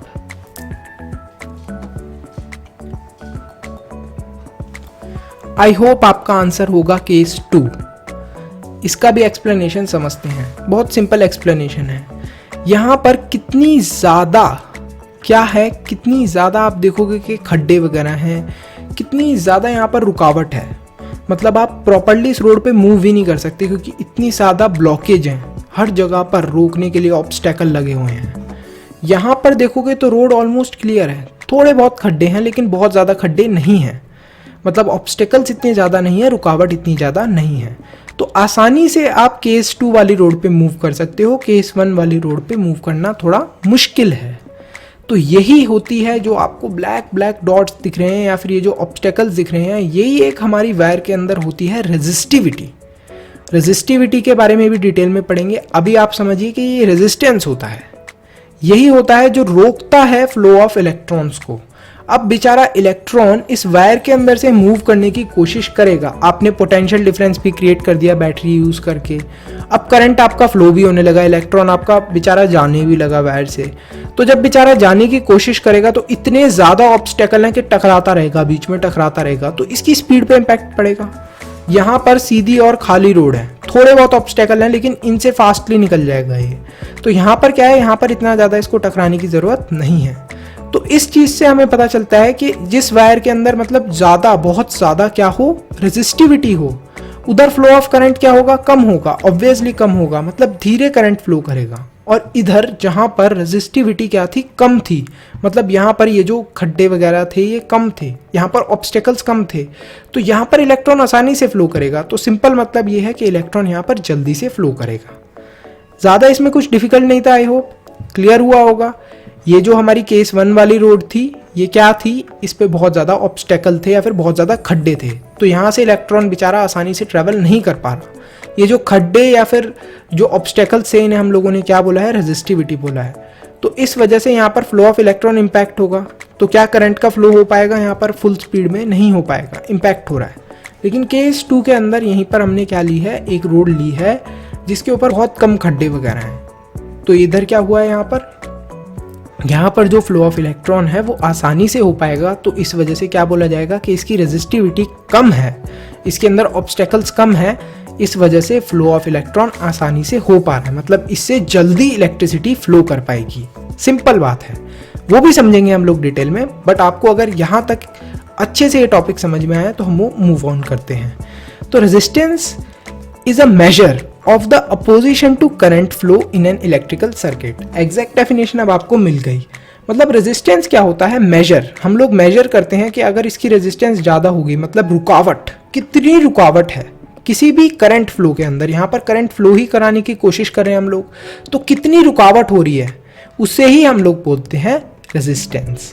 यहाँ पर भी हमें यही देखने को मिल रहा है कि कितनी रुकावट हो रही है, इसी को हमने बोला है रेजिस्टेंस। इसके बाद हम लोग समझते हैं कि रेजिस्टेंस की एसआई यूनिट क्या होती है। रेजिस्टेंस की एसआई यूनिट होती है ओम। ओम का सिंबल देख सकते हैं आप।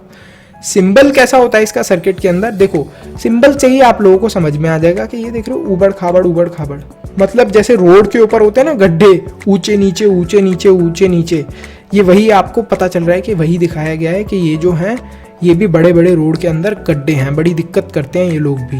ये भी करंट के फ्लो को ढंग से नहीं होने देते, ये भी रुकावट करते हैं करंट के फ्लो के अंदर। तो सिंपल आपको सिंबल से ही समझ में आ जाएगा। इसके बाद ओम मीटर को यूज़ करा जाता है मेजर करने के लिए रेजिस्टेंस को, ये भी चीज़ याद रखनी है आपको। चलिए मूव ऑन करते हैं हम लोग कि रेजिस्टेंस इन कंडक्टर किस तरीके से होता है।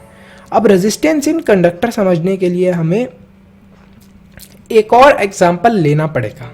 अब एक और एग्जाम्पल सर, फिर क्या है सर ये एग्जाम्पल? तो यहाँ पर हमने 2 वायर्स ली हैं। तो यहाँ पर जो एक वायर ली है वो काफ़ी लंबी है और एक वायर ली है जो छोटी है। सिंपल बात, एक वायर बहुत लंबी है और एक वायर बहुत छोटी है। तो अब क्या होगा, जो लंबी वाली वायर होगी यहाँ से हम लोगों ने करंट फ्लो करने की कोशिश करी, तो यहाँ पर क्या होगा, यहाँ पर रेजिस्टेंस ज़्यादा होगा। देख रहे हो इसको ज़्यादा ऑब्स्टेकल से पास करना पड़ रहा है। क्यों करना पड़ रहा है? क्योंकि ऑब्वियसली ये वाली वायर लंबी थी। सेकंड वाली वायर ली है हमने, उसके अंदर भी यही हुआ है। जो हमने आधी साइज़ की ली है, इसकी थोड़ी छोटी साइज़ की ली है वायर, उसके अंदर से जब हमने फ्लो कराया इलेक्ट्रॉन को तो हमने ये देखा कि वो वहाँ पर थोड़ा सा फास्टली फ्लो कर पा रहा था। क्यों? क्योंकि वहाँ पर रेजिस्टेंस थोड़ा कम था, क्योंकि लेंथ क्या थी, थोड़ी छोटी थी। अब इसको आप इसी तरीके से समझ लीजिए। यहाँ पर हमने जो एग्जाम्पल लिया था एक बड़ी वाली सड़क का और यहाँ पर एक छोटी वाली सड़क का। हाँ, यहाँ पर एग्जाम्पल लेते हैं एक बड़ी वाली सड़क का और एक छोटी सड़क का। तो एक सड़क काफ़ी लंबी है, उस पर बहुत सारे ऑब्स्टेकल हैं। तो आप लंबी सड़क को ज़्यादा जल्दी ट्रैवल करोगे या फिर छोटी वाली सड़क को जल्दी ट्रैवल करोगे? ऑब्स्टेकल दोनों में मान लो सेम ही अमाउंट के ऑब्स्टेकल्स हैं, मतलब दोनों में ही सेम अमाउंट के गड्ढे वगैरह हैं, दोनों इसमें भी उतने ही गड्ढे हैं और इसमें भी इतने ही गड्ढे हैं। अब मैं आपको ट्रैवल करने के लिए बोलूँ इन दोनों रोडों के ऊपर, तो आप कौन सी पे जल्दी ट्रैवल कर पाओगे?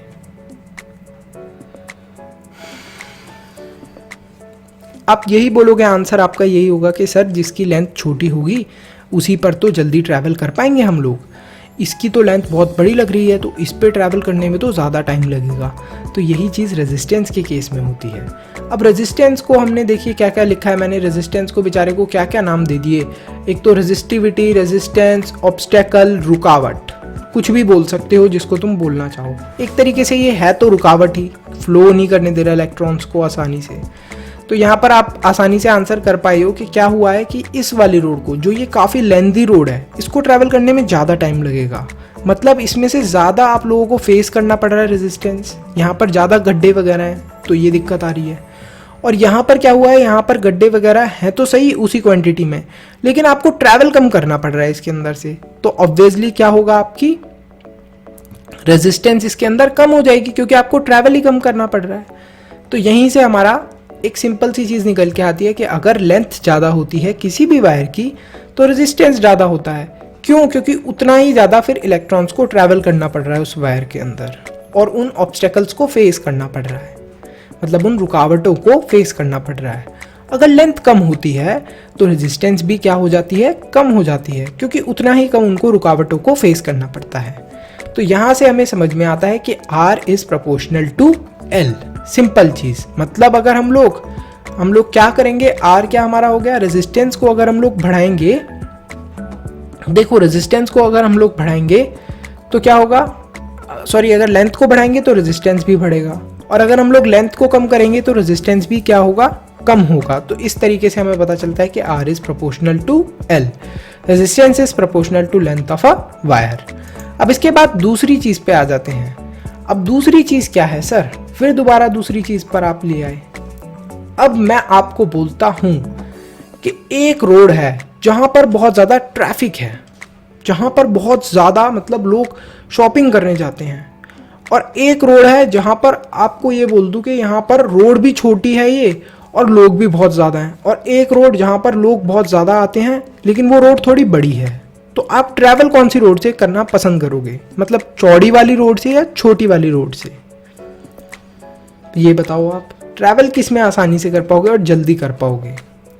यहाँ पर भी आपको दिख रहे हैं ये बीच बीच में ऑब्स्टेकल, मतलब ये जो लोग हैं यहाँ पर, ये लोग खड़े होकर शॉपिंग कर रहे हैं आराम से, ठीक है, और यहाँ पर भी लोग खड़े होकर शॉपिंग कर रहे हैं आसान से। तो इनके बीच में से कहाँ पर निकलना आसान होगा आपके लिए? कौन से केस में आप आसानी से इनके बीच से निकल पाओगे, केस 1 में या केस 2 में?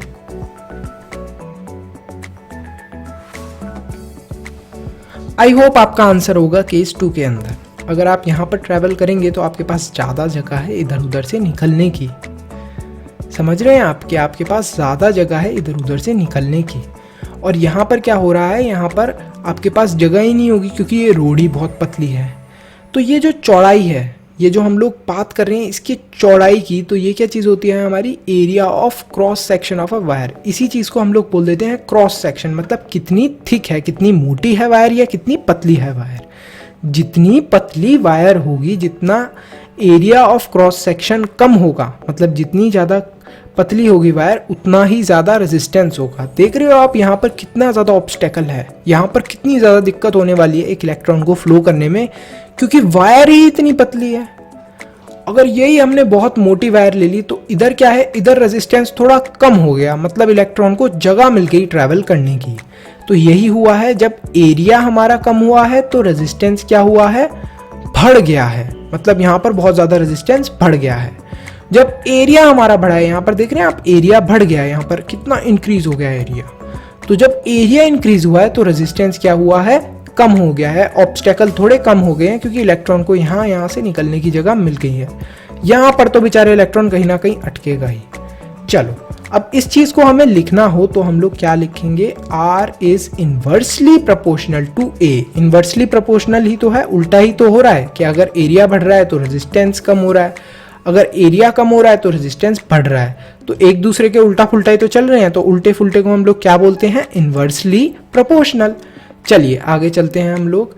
तो अब हमने दो चीजें हमें पता चली कि किस चीज के ऊपर डिपेंड करता है हमारा रेजिस्टेंस इन कंडक्टर। सबसे पहला तो लेंथ के ऊपर, कितना वो लंबा है कंडक्टर और कितनी उसकी चौड़ाई है, मतलब कितनी उसकी थिकनेस है या कितना मोटा है वो wire, length of the wire और कितना मोटा है वो वायर। अब इसके बाद अगर हम इन दोनों फॉर्मूलेस को क्या करें, मिलाकर लिख लें तो कैसा रहेगा, मजेदार रहेगा या नहीं रहेगा? तो लिख लेते हैं यार मिला के। तो हमने लिखा है R is proportional to L, क्या था हमारा, L ऊपर था तो L को ऊपर लिख दिया है, और A हमारा क्या था, इन्वर्सली प्रोपोर्शनल था तो A को हमने नीचे लिख दिया है।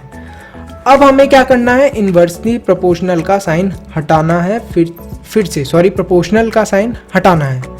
तो इसको जब भी हटाते हैं तब आपको पता है, इसको हटा के हम लोग इजिकल्स टू जब भी लगाते हैं तब एक हमें क्या लगाना पड़ता है, कांस्टेंट लगाना पड़ता है, ये रूल है। तो यहाँ पर हमने R जो हमारा रेजिस्टेंस था वो वैसा का वैसा ही लिख दिया, L लेंथ थी जो यहाँ पर L जो ली थी हमने वो वैसी की वैसी ही लिख दी, एरिया इसको ऐसे का ऐसा ही लिख दिया। अब यहाँ पर एक नई चीज़ आ गई, ये थी हमारी रो, जिसको हम लोग बोलते हैं रेजिस्टिविटी। लेकिन सर यहाँ पर तो रेजिस्टेंस लिखा है और ये रेजिस्टिविटी क्या कर रही है, यहाँ पर दो बारी क्यों ले रहे हो सर आप, समझते हैं अभी। तो ये जो चीज़ है हमारी रो, दिस इज रेजिस्टिविटी। रेजिस्टिविटी क्या चीज़ होती है, अभी हम लोग रेजिस्टेंस जब देख रहे हैं तब हम लोग कंप्लीट पूरे सर्किट का देख रहे हैं, एक तरीके से कंप्लीट देख रहे हैं रेजिस्टेंस। यहाँ पर रेजिस्टिविटी क्या है, रेजिस्टिविटी आपको बताती है एक मटेरियल के बारे में कि वो कितना अपोज कर सकता है करंट को, ठीक है। यही चीज़ बताई गई है। अभी समझते हैं इसको भी थोड़ा डिटेल में। अभी रेजिस्टेंस आपको समझ में आ गया कि ऑब्स्टेकल है, रेजिस्टिविटी भी उसी चीज़ से रिलेटेड है। तो यहाँ पर क्या हुआ है, देखो यहाँ पर इस चीज़ को समझने के लिए हमने एक वायर ली है। वायर के अंदर आपको पता है कि जब भी हम लोग रेजिस्टेंस की बात करते हैं तो किसकी बात हो रही थी, लेंथ की बात हो रही थी, क्रॉस सेक्शन की बात हो रही थी। अब यहाँ पर एक और नई चीज़ आ गई थी, ये क्या थी, हमारी रो, जिसको हम लोग रेजिस्टिविटी बोलते हैं। तो रेजिस्टिविटी की बात हो रही थी, हमें रेजिस्टिविटी को समझना है। तो यहाँ पर क्या होता है कि यहाँ पर हमने एक हमने वायर ली है बहुत बढ़िया सी। इसके अंदर की जो लेंथ है ये, इसका जो क्रॉस सेक्शन है मतलब कितनी ये चौड़ी है ये, और रो मतलब इसके अंदर भी वायर के अंदर क्या ऑब्स्टेकल है, ये हमारी रेजिस्टिविटी है। लेकिन ये रेजिस्टेंस भी तो हो सकता है सर, समझेंगे अभी। तो ऐसा ही यूनिट रेजिस्टिविटी की क्या होती है, ओम मीटर होती है। देखो कैसे लिखा जाता है ओम मीटर को, और यहाँ पर आप देख सकते हो पूरा फॉर्मूला भी। अब इसके बाद हम लोग समझते हैं रेजिस्टिविटी को, जो कि बहुत देर से आप लोग कंफ्यूज हो रहे थे कि सर ये जो फॉर्मूला है कि R equals to rho L by A, इसके अंदर सर ये क्या कर रहा है रो, ये यहाँ पर क्यों आपने बुला लिया इसको, रेजिस्टिविटी को क्यों इतना डिफिकल्ट कर दिया ये वाला टॉपिक। अरे मैंने नहीं डिफिकल्ट करा यार, सिंपल ही है, तुम्हें 2 मिनट में समझ में आ जाएगा। 2 वायर लिए हमने 2 डिफरेंट टाइप के सब्सटेंस की। एक वायर जो पहली वायर है वो किसकी बनी हुई है, वो आयरन की बनी हुई है। और एक वायर है जो किसकी बनी हुई है, वो बनी हुई है किस चीज की, Cu मतलब कॉपर की बनी हुई है। दोनों वायर का हमें पता चल गया। अब हमने क्या करना है, रेजिस्टेंस के अकॉर्डिंग हमें क्या देखना है, हमें सबसे पहले लेंथ देखनी होती है। तो लेंथ देख ली हमने, इसका क्रॉस सेक्शन देख लिया। लेकिन रो रेजिस्टिविटी हमने देखी इसकी, तो देख रहे हो इलेक्ट्रॉन अगर यहाँ से ट्रैवल करता है बेचारा तो बड़ी दिक्कत होने वाली है इसको, क्योंकि बहुत ऊबड़ खाबड़ जगह है, बहुत ज़्यादा ऑब्स्टेकल है भैया। यहाँ पर तो इसको बेचारे को इधर चढ़ना पड़ेगा, फिर गिरेगा नीचे, फिर चढ़ेगा, फिर गिरेगा, बहुत दिक्कत होगी यहाँ पर तो। अब यही हमने दूसरी वायर के अंदर अंडरस्टैंड करा है, कॉपर की वायर के अंदर। यहाँ पर भी लेंथ इसकी सेम ही है जितनी हमने फर्स्ट वाली वायर की ली थी, क्रॉस सेक्शन भी सेम ही है। लेकिन रेजिस्टिविटी देख रहे हैं हम लोग, इलेक्ट्रॉन बड़े आराम से ट्रैवल कर पाएगा कॉपर की वायर में, थोड़ा बहुत ऊपर नीचे है लेकिन इतना ज़्यादा नहीं है जितना ज़्यादा हमारी आयरन की वायर में था। तो यहाँ पर हमें क्या देखने को मिल रहा है कि रेजिस्टिविटी काफ़ी ज़्यादा कम है, मतलब आसानी से इलेक्ट्रॉन या फिर फ्लो ऑफ इलेक्ट्रिसिटी हो सकता है, फ्लो ऑफ करंट हो सकता है। यहाँ पर बड़ी दिक्कत आने वाली है भैया, बहुत ज़्यादा ऑब्स्टेकल है, सिंपल चीज़। तो ये होती है हमारी रेजिस्टिविटी। रेजिस्टिविटी क्या बताती है हमें, ये बताती है रेजिस्टिविटी मटेरियल के बारे में, कि आखिर मटेरियल की क्वालिटी कैसी है, क्या मटेरियल, किस मटेरियल के अंदर से बहुत ही आसानी से फ्लो ऑफ करंट हो सकता है और किस मटेरियल के अंदर प्रॉब्लम आने वाली है। सिंपल बात ये है। तो हम लोग इसको कैसे लिखते हैं, रेजिस्टेंस R हमने ऐसे का ऐसा ही लिखा है, इजिकल्स टू 1, मतलब ये क्या थी, वायर 1 थी तो हमने 1 रो L बाई A ले लिया, लेंथ अपॉन एरिया। इसके बाद R इजिकल्स टू 2 रो, क्योंकि इसकी थोड़ी डिफरेंट थी हमारी, क्या थी, रेजिस्टिविटी इसकी डिफरेंट थी, तो हमने 2 रो L बाई A ले लिया, मतलब लेंथ और एरिया उसका कितना होना चाहिए। अब हर मटेरियल जो होता है आपका, उसकी डिफरेंट रेजिस्टिविटी होती है, मतलब उसके अंदर जो फ्लो ऑफ करंट होता है, वो अलग तरीके से करता है, क्योंकि उसके अंदर अलग तरीके के ऑब्स्टेकल होते हैं। अब जैसा मैं रोड की बात करूं तो आप लोगों से, तो आप लोगों को एक बहुत अच्छा एग्जांपल ये मिलेगा कि मान लीजिए सेम लेंथ की 2 रोडें हैं, उनकी लेंथ भी सेम है और उनका क्रॉस सेक्शन एरिया मतलब उनकी चौड़ाई भी सेम है, ब्रॉडनेस भी उनकी सेम है। दोनों चीज़ें आपको समझ में आ गई कि लेंथ भी सेम है सर और ब्रॉडनेस भी सेम है। अब आप एक रोड से ट्रैवल करते हो तो वो तो काफ़ी ज़्यादा उसके ऊपर मतलब खड्डे वगैरह हैं, बहुत ज़्यादा ऑब्स्टेकल हैं, मतलब आपकी गाड़ी अच्छे से ट्रैवल कर ही नहीं पा रही है, उधर ट्रैफिक भी है और बहुत ज़्यादा ऊपर नीचे हो रही है गाड़ी। नेक्स्ट दूसरी रोड पे आप ट्रैवल करते हो, सेम ही लेंथ की रोड है ये भी और सेम उतनी ही चौड़ी है ये फर्स्ट रोड जितनी, ये जो सेकंड वाली रोड है, ये यहाँ पर ट्रैवल करते हो तो बहुत स्मूथली ट्रैवल कर पाते हो। हाँ थोड़े बहुत ऑब्स्टेकल थे लेकिन इतने ज़्यादा ऑब्स्टेकल नहीं थे। तो यही होता है हमारे रेजिस्टिविटी का रोल। रेजिस्टिविटी हमें यही बताता है कि इस वाली वायर की क्वालिटी कैसी है और इस वाली वायर की क्वालिटी कैसी है, मतलब इस मटेरियल की क्वालिटी कैसी है और इस मटेरियल की क्वालिटी कैसी है। अब हर मटेरियल की डिफरेंट रेजिस्टिविटी होती है। जैसे यहाँ पर आप देख सकते हैं पूरा मेंशन करा गया है आपकी बुक के अंदर। कंडक्टर्स की सिल्वर की आपको दिखाई गई है, कॉपर की दिखाई गई है। देख रहे हो सबकी रेजिस्टिविटी डिफरेंट है ना, कितना सरप्राइजिंग, हर किसी की रेजिस्टिविटी डिफरेंट है। चलो अब देखते हैं हम लोग डिफरेंस रेजिस्टेंस और रेजिस्टिविटी का। सर जो मेन चीज़ है, हमें यही चीज़ में दोबारा कंफ्यूज हो रहे हैं कि रेजिस्टेंस और रेजिस्टिविटी होती क्या चीज़ है। रेजिस्टेंस जो है वो डिपेंड करता है रेजिस्टिविटी के ऊपर, मतलब किस टाइप का मटेरियल यूज़ करा गया है वायर के अंदर, उसके बाद उसका एरिया कितना है और उस वायर की लेंथ कितनी है। इन सब चीज़ों के ऊपर डिपेंड करता है क्या, हमारा रेजिस्टेंस। रेजिस्टिविटी किस चीज के ऊपर डिपेंड करती है, मटेरियल ऑफ सब्सटेंस। बस रेजिस्टिविटी हमें यही बता पाती है कि किस क्वालिटी का सब्सटेंस है इस वायर के अंदर, और ये जो क्वालिटी है ये मतलब कितनी ज़्यादा इसके अंदर रेजिस्टिविटी है। मतलब आसान ज़्यादा रेजिस्टिविटी होगी तो आपको पता है कि फ्लो ऑफ इलेक्ट्रॉन जो है वो काफ़ी ज़्यादा उसमें दिक्कत होने वाली है, इलेक्ट्रिक करंट के फ्लो में दिक्कत होने वाली है। इसके बाद इसकी एसआई यूनिट क्या होती है, ओम्स मीटर, और इसकी क्या होती है, ओम्स होती है। मतलब क्या होती है, मतलब आपको पता चल ही गया कि resistivity just tells us about material, किस टाइप का मटेरियल है यूज हो रहा है वायर के अंदर। अब इसके बाद यहीं पर हमारा ये पूरा टॉपिक फिनिश होता है। तो स्टूडेंट्स स्टार्ट करते हैं एक नए टॉपिक के साथ जो है सीरीज और पैरेलल कनेक्शन। सर ये नया टॉपिक कैसे, ये तो पढ़ा था हमने अभी थोड़ी देर पहले, थोड़ा सा डिटेल में देख लेते हैं। तो यहाँ पर एक प्लेट नूडल्स हैं और इन नूडल्स को इन दोनों ब्रदर और सिस्टर को डिवाइड करके खाना है। तो ये जब नूडल्स इनके पास पहुंचते हैं सेम ही प्लेट के अंदर, अभी इन लोगों ने क्या करा, खाना स्टार्ट करा, तो क्या होगा कि इनकी सिस्टर या तो ज्यादा खा लेगी या फिर ये दोनों भाइयों में से कोई ज्यादा खा लेगा। इस वाले केस में क्या होता है, जो ये सिस्टर होती है ये ज्यादा नूडल्स खा लेती है इन दोनों के कंपेयर में। अब क्या होता है, अब अगली बारी दोबारा ये लोग मार्केट जाते हैं नूडल्स लेने अगले दिन, और अगले दिन ये दोबारा नूडल्स खरीदते हैं। अब इन दोनों भाइयों ने पिछली बार नोटिस कर लिया था कि इनकी जो सिस्टर थी इसने बहुत ज्यादा नूडल्स खा लिए थे जब इन्होंने एक ही प्लेट में शेयर करके खाया था। तो इन्होंने क्या करा, इन्होंने अगली बार जब ये नूडल्स लेकर आते हैं मार्केट से, तो ये जब नूडल्स लेकर आए तो इन्होंने अलग अलग प्लेट के अंदर इक्वल अमाउंट के अंदर डिवाइड कर लिए।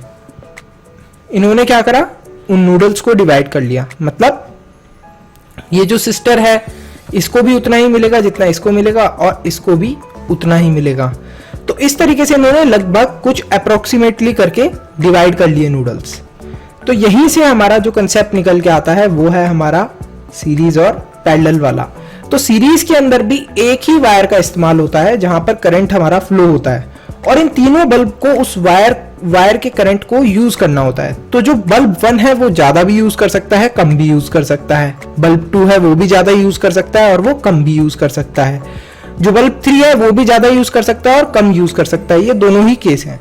तो करंट क्या है, यहाँ पर सेम है सबके लिए, तो सबको सेम ही करंट को यूज करना है। अब कोई ज्यादा ले सकता है उस करंट को या फिर कोई कम भी ले सकता है, that is up to them. इसके बाद क्या आ जाता है, इसके बाद अगर हमें बोला जाए कि इनका पोटेंशियल डिफरेंस क्या होगा, तो पोटेंशियल डिफरेंस सेम अगर हमें निकालना है बल्ब 1 का तो हम लोग क्या लिख देंगे, V1। बल्ब 2 का निकालना है तो क्या लिख दिया, V2। और बल्ब 3 का निकालना है तो हमने V3 लिख दिया। अब इसको क्या कर देंगे, हम लोग एड अप कर देंगे, तो ये क्या हो जाएगा हमारा, जब इसका टोटल सम जो निकल के आएगा that will be our potential difference. इसके बाद हम लोग आ जाते हैं पैरेलल कनेक्शन के ऊपर। पैरेलल कनेक्शन के अंदर आपको दिख रहा है कि जो हमारा करंट था वो गया तो वायर से, लेकिन यहां पर क्या हुआ, अलग अलग वायर्स के अंदर डिवाइड हो गया। डिवाइड होने की वजह से क्या हुआ है, डिफरेंस हुआ है, डिफरेंस क्रिएट हुआ है करंट के अंदर। और इसको हम लोग क्या बोल सकते हैं, current is different for all. हर किसी के लिए करंट डिफरेंट था, मतलब इसके पास भी डिफरेंट अमाउंट में करंट जा सकता है, इसके पास भी और इसके पास भी, डिपेंड्स अपॉन देयर रिक्वायरमेंट। अब इसके बाद क्या होगा, यहां पर जब हम लोग पोटेंशियल डिफरेंस देखेंगे तो पोटेंशियल डिफरेंस तीनों का सेम ही आएगा। तो पोटेंशियल डिफरेंस हम लोग क्या लिख देंगे, सेम होगा। अब आ जाते हैं हम लोग नेक्स्ट टॉपिक के ऊपर, that is resistance in series या फिर कॉम्बिनेशन ऑफ रेजिस्टर। इन दोनों चीजों को समझते हैं। यहां पर हमने 3 रेजिस्टेंस लगाए एक वायर के अंदर, तो यहां पर इसका नाम हमने रख दिया है R1, इस वाले का R2 और इस वाले का R3। अब करंट है, करंट को क्या लिखा है हमने आई, तो आई करंट फ्लो हो रहा है इसके अंदर, करंट फ्लो हो रहा है, बिल्कुल फ्लो हो रहा है सर, ठीक है। अब क्या होता है कि ये कितना यूज करेगा इलेक्ट्रिसिटी को, डिपेंड्स ऑन हिम। ये रेजिस्टर कितनी यूज करेगा, डिपेंड्स ऑन हिम। ये कितनी यूज करेगा, ये भी डिपेंड करता है। तो हम लोग इनके पोटेंशियल डिफरेंस को क्या बोल देंगे हम लोग, V1, इसके पोटेंशियल डिफरेंस को R2 वाले को V2 और R3 वाले के पोटेंशियल डिफरेंस को V3 बोल देंगे। अब यहां पर ये जो RS लिखा है V इजिकल्स टू IRS, मतलब क्या है इसका, रेजिस्टेंस इन सीरीज, मतलब टोटल। अब हमें अगर कोई पूछे कि इस पूरी वायर के अंदर कितना रेजिस्टेंस है, इतने सारे आपने रेजिस्टर लगाए हुए हैं, तो टोटल रेजिस्टेंस कितना आ रहा है, तो इसको टोटल को क्या कैसे निकालेंगे हम लोग। इसको निकालने के लिए सबसे पहले हमें क्या करना पड़ेगा, हमें अपना पोटेंशियल डिफरेंस है उसे ऐड अप करना पड़ेगा, कर लेंगे हम लोग। तो V equals to V1 plus V2 plus V3, simple ये हो जाएगा हमारा पोटेंशियल डिफरेंस अगर हमें निकालना हो तो। अब इसी के बाद हमें ओम्स लॉ यूज करके फाइंड आउट करना है कि टोटल कितना रेजिस्टेंस था, ठीक है। तो हमें क्या करना है, यहां पर हमने ओम्स लॉ लगाया है, ओम्स लॉ के थ्रू इसको निकालने की कोशिश करिए। So that is IRS। IRS क्या है, resistance in series, resistance in series निकाल रहे हैं हम लोग कंप्लीट। तो IRS इजिकल्स टू IR1, क्या, ये जो करंट यहां पर फ्लो हुआ तो R1 है, यहां पर जो करंट फ्लो होगा उसको हमने लिख दिया IR1। फिर यहां से करंट फ्लो हुआ, इस वाली वायर के अंदर पहुंचा तो इसको हमने क्या लिख दिया IR2। इसके बाद यहां पर पहुंचा तीसरे वाले रेजिस्टर के पास तो हमने क्या लिख दिया IR3, सिंपल। इसके बाद IRS इजिकल्स टू I हमने इन तीनों के अंदर से क्या करा, कॉमन उठा लिया, हमने कहा I को बाहर रख दो और बाकी R1 R2 R3 को ब्रैकेट के अंदर कर दो। तो जो RS का आगे I लगा था और यहां पर जो I था, ये दोनों क्या हो जाएंगे, कट हो जाएंगे और हमारा क्या बचेगा, resistance in series equals to R1 plus R2 plus R3। तो ये हो जाता है हमारा रेजिस्टेंस इन सीरीज। अब इसी के थ्रू अगर हमें टोटल रेजिस्टेंस निकालनी होगी तो किस तरीके से निकालेंगे हम लोग, देखिए फॉर एग्जांपल अगर हमने R1 को 20 ले लिया और R2 को 30 ले लिया और R3 को 50 ले लिया, तीन चीजें, R1 20, R2 30 और R3 50, इस तरीके से आप और भी ऐड कर सकते हैं, लेकिन अभी एग्जांपल में हम लोग इतना ही ले रहे हैं। तो आप 20 प्लस 30 करेंगे 50, 50 प्लस 50 100। तो यहां पर क्या आ जाएगा, रेजिस्टेंस इन सीरीज। अगर हम लोग टोटल इसका रेजिस्टेंस देखेंगे तो या फिर ये बोल सकते हो आप या फिर ये बोल सकते हो, दोनों सेम ही बात है। तो रेजिस्टेंस इन सीरीज टोटल कितना होगा हमारा 100 ओम। सो दैट इज 100 ओम। यही था हमारा रेजिस्टेंस इन सीरीज या फिर कॉम्बिनेशन ऑफ रेजिस्टर्स। तो स्टूडेंट्स देख लेते हैं हम लोग रेजिस्टेंस इन पैरेलल या फिर combination of resistors in parallel connection. मतलब सिंपल अगर मैं आपको इसका आंसर बताऊं तो ये है कि हमें ये पता करना है कि रेजिस्टर्स अगर हमने पैरेलल कनेक्शन में लगाए हुए हैं अलग अलग तो टोटल कितना रेजिस्टेंस निकल के आएगा। तो हम लोग ये बोल सकते हैं इसको रेजिस्टेंस इन पैरेलल RP बोल सकते हैं सिंपली। तो रेजिस्टेंस इन पैरेलल को हमने शॉर्ट फॉर्म में बोला है RP। अब देखो यहाँ पर आप देख रहे हो कि करंट फ्लो हो रहा है, I फ्लो हो रहा है, करंट फ्लो हो रहा है, तो करंट डिवाइड हो रहा है I1 I2 I3। ये रेजिस्टर्स के नेम है R1 R2 R3। ये हमने रेजिस्टर्स जो तीन थे इनके नाम दे दिए। इसके बाद आप देखोगे कि यहाँ पर V है, V क्या है हमारा, पोटेंशियल डिफरेंस। अब यहाँ पर अगर हम लोग I1 R1 और V वाला पूरा फॉर्मूला यूज करते हैं तो काफी लेंदी हो जाएगा और ओम्स लॉ भी हम लोग यहाँ पर यूज नहीं कर सकते। तो हम लोग सिंपली क्या करेंगे, हम लोग यूज करेंगे V अपॉन RP। RP क्या, V is potential difference and RP is resistance in parallel. Total हमें निकालना है तो यहाँ पर देखिए V अपॉन R1, मतलब ये जो R1 था हमने लिख दिया V अपॉन R1।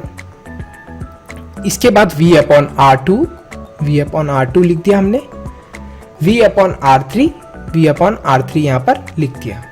अब यहाँ पर आप देख रहे हो कि V तीनों में कॉमन है तो V को हमने कॉमन लेके लिख दिया और यहाँ पर भी V था तो ये दोनों V एक दूसरे से क्या हो जाएंगे, कट हो जाएंगे। तो हमारा क्या आ जाएगा, 1 upon RP equals to 1 upon R1 plus 1 upon R2 plus 1 upon R3। तो ये होगा हमारा रेजिस्टेंस इन पैरेलल का फॉर्मूला। इस तरीके से आप निकाल सकते हैं रेजिस्टेंस इन पैरेलल। यहाँ पर एक एग्जांपल करके दिखाया है मैंने कि V upon R1 equals to मान लो रेजिस्टर 130 30 है, यहाँ पर भी R2 भी 30 ले लिया हमने और R3 भी 30 ले लिया। तो 1/30 प्लस 1/30 प्लस 1/30, तो क्या हो जाएगा, resistance in parallel 1/RP is equals to 3/30। तो 3 1 3, 3 10 30। तो RP क्या हो जाएगा, टोटल यहाँ पर रेजिस्टेंस इन पैरेलल हो जाएगा हमारा 10 ओम। तो इस तरीके से आप निकाल सकते हैं रेजिस्टेंस इन पैरेलल।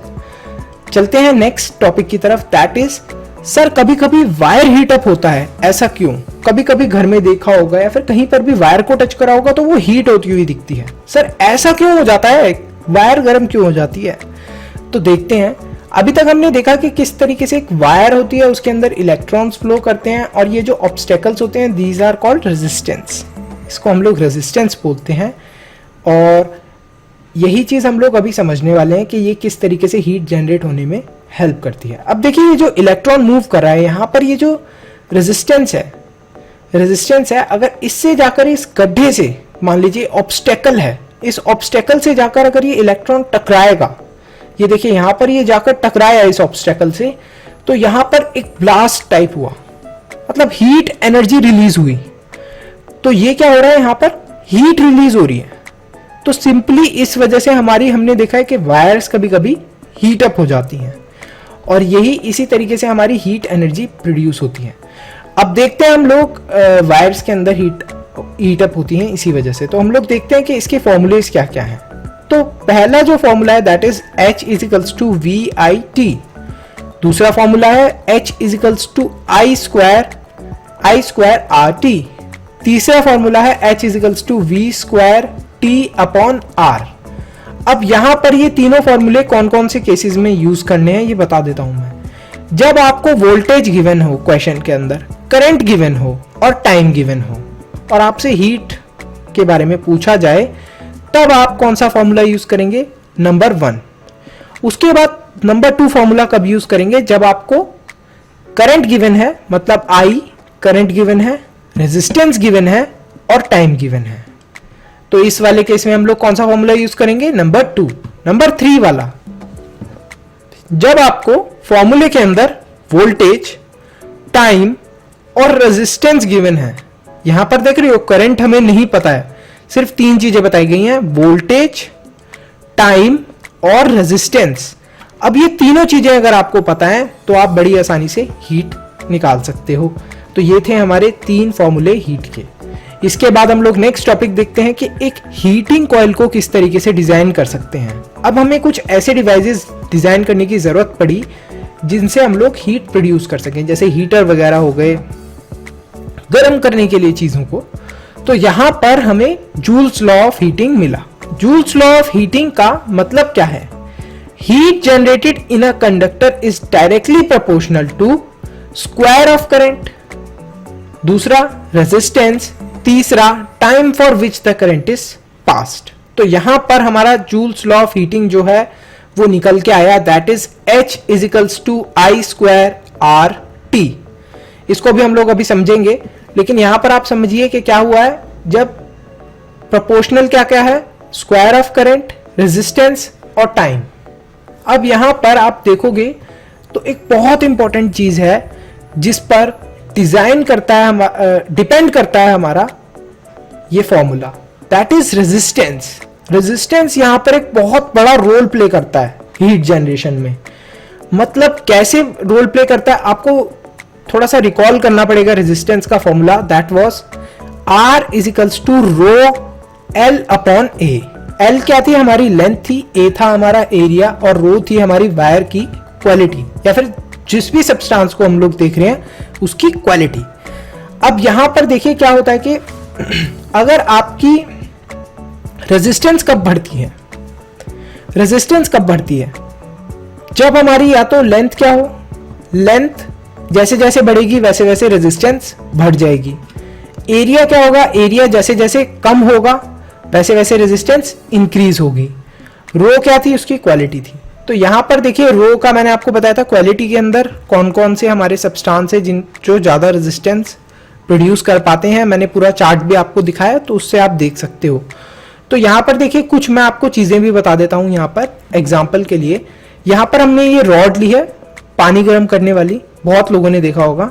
तो ये जो एरिया होता है यहाँ पर, ये कॉइल्ड क्यों होता है?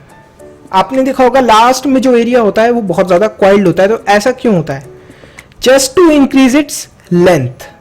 जैसे ही लेंथ इंक्रीज होगी वैसे ही क्या हो जाता है, हमारा रेजिस्टेंस बढ़ जाता है। और हमें हीटिंग के फॉर्मूले के अंदर पता चला है कि जो रेजिस्टेंस अगर बढ़ेगा तो हमारी हीट भी क्या होगी, हीट भी इंक्रीज होगी। तो हमें ये चीज करने के लिए हमें क्या करना पड़ता है, इसकी लेंथ को हम लोग इंक्रीज कर देते हैं। अब मटेरियल कौन सा अच्छा होता है, क्योंकि रो का मतलब तो होता है मटेरियल। तो मटेरियल सर कौन सा बढ़िया रहेगा? तो मटेरियल अच्छे रहते हैं एलॉयज। तो एलॉय यूज कर सकते हैं आप इसके अंदर, क्योंकि एलॉयज के अंदर रेजिस्टेंस ज्यादा होता है। उसके बाद एरिया, एरिया मतलब वायर कितनी मोटी है या फिर कितनी पतली है। मतलब जितनी मोटी वायर होगी उतना रेजिस्टेंस क्या होगा, कम होगा। जितनी पतली वायर होगी उतना रेजिस्टेंस ज्यादा होगा। इसी वजह से जो आपके घर के बाहर बड़ी बड़ी इलेक्ट्रिसिटी की वायर्स लगी हुई होती हैं वो बहुत मोटी होती हैं, और जिनसे उनका कनेक्शन आ रहा होता है उनको देखोगे आप तो वो और भी ज्यादा मोटी होती हैं। तो वो मोटी क्यों होती हैं? जिससे कि रेजिस्टेंस कम हो। सिंपल बात ये है। तो यहां पर इसको भी पतला रखा जाता है इस वजह से। Next coming to heater. इस टाइप के आप लोगों ने हीटर्स देखे होंगे, बहुत जगह लगे हुए होते हैं, बहुत बच्चों ने नहीं भी देखे होंगे। लेकिन ये जो हीटर्स होते हैं इनके अंदर बेसिकली स्प्रिंग लगाई हुई होती है। तो इस स्प्रिंग को सीधे लगाने की जगह ऐसे ट्विस्ट क्यों कर देते हैं? आपने अभी अभी पढ़ा जस्ट कि रेजिस्टेंस इंक्रीज कर देते हैं हम लोग, और जैसे ही रेजिस्टेंस बढ़ता है वैसे ही हीट बढ़ जाती है। मतलब ये हीटर ज्यादा से ज्यादा हीट प्रोड्यूस कर पाए, इस वजह से जो इसके अंदर ये जो स्प्रिंग लगी होती है इसको ऐसे घुमा फिरा के लगा दिया जाता है, जिससे ज्यादा हीट प्रोड्यूस हो। सिंपल बात ये है। इसके बाद हम लोग लास्ट टॉपिक देख लेते हैं, दैट इज इलेक्ट्रिक पावर। इसके बाद ये चैप्टर फिनिश होने वाला है। तो इलेक्ट्रिक पावर क्या होता है? वर्क डन पर यूनिट टाइम, कितना काम करा गया है। तो इसका फॉर्मूला क्या आ जाएगा? P equals to W upon T और E बाई T। तो इसको हम लोग क्या लिख सकते हैं, फॉर्मूलेज निकाले हैं हमने कि P इजिकल्स टू VI, या फिर दूसरा P equals to I square R, तीसरा P equals to V square upon R। ठीक है, ये तीन फॉर्मूलेज हमें यहां से मिल गए। यहां से हम लोग देख लेते हैं कि एसआई यूनिट क्या होता है इलेक्ट्रिक पावर का। इलेक्ट्रिक पावर का एसआई यूनिट होता है वॉट। इसके बाद the commercial unit of electrical energy is a kilowatt hour. Kilowatt और आर होती है commercial unit. The electric energy used in factories, industries and houses which are measured in kilowatt hour. तो इस तरीके से हमारी जो फैक्ट्रीज इंडस्ट्रीज की मेजर करी जाती है इलेक्ट्रिसिटी। तो यहां पर देखोगे कि 1 किलोवाट क्या होता है। 1 किलोवाट अगर आप देखोगे तो 1000 वॉट इंटू 3600 सेकेंड। 3600 सेकेंड क्यों आया है? देखो आर को हमें कन्वर्ट करना है सेकेंड्स के अंदर, तो यही 3600 से मल्टीप्लाई करते हैं। देन 3.6 इंटू 10 की पावर 6 वॉट सेकेंड। ठीक है, इसके बाद क्या? इसके बाद आता है हमारा 3.6 इंटू 10 की पावर 6 जूल। अगर हम लोग इसको कन्वर्ट करते हैं तो इन सब चीजों के अंदर ये कन्वर्ट है। Now coming to 1 kilowatt is equals to 1000 watt. 1 kilowatt कितने वॉट्स का होता है? 1000 वॉट का।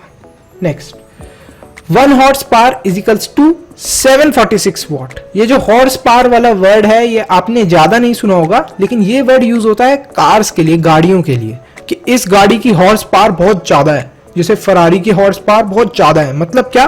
वो बहुत ज्यादा एनर्जी प्रोड्यूस करती है, तभी तो इतनी फास्ट भाग पाती है वो। तो इसका मतलब होता है 1 हॉर्स पावर के अंदर कितने वॉट्स होते हैं? 746 वॉट्स।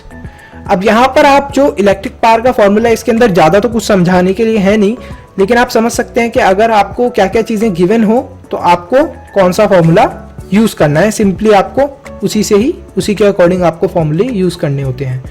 मान लो आपको V और I गिवन है, तो आप कौन सा है? ये फर्स्ट वाला यूज करेंगे। अगर आपको I स्क्वायर और R ये दोनों चीजें गिवन है क्वेश्चन के अंदर, तो आप कौन सा? सेकंड वाला फॉर्मूला यूज करेंगे। थर्ड वाला फॉर्मूला आप कब यूज करेंगे? जब आपको V स्क्वायर या फिर R, इन दोनों में से कोई भी चीज गिवन है, V या R में से, तब आप ये वाला फॉर्मूला यूज करेंगे। तो इसी के साथ हमारा ये चैप्टर फिनिश होता है इस चैप्टर के क्वेश्चंस जो हैं उनकी प्रैक्टिस भी आप लोग कर सकते हैं और अच्छे से। तो अगर आपने ये वीडियो यहाँ तक देख लिया है तो लाइक और सब्सक्राइब जरूर करें। और एक और चीज कि स्टे हैप्पी, स्टे हेल्दी और मन्नू से ज्ञान लेते रहो। See you in the next video. Thanks for watching.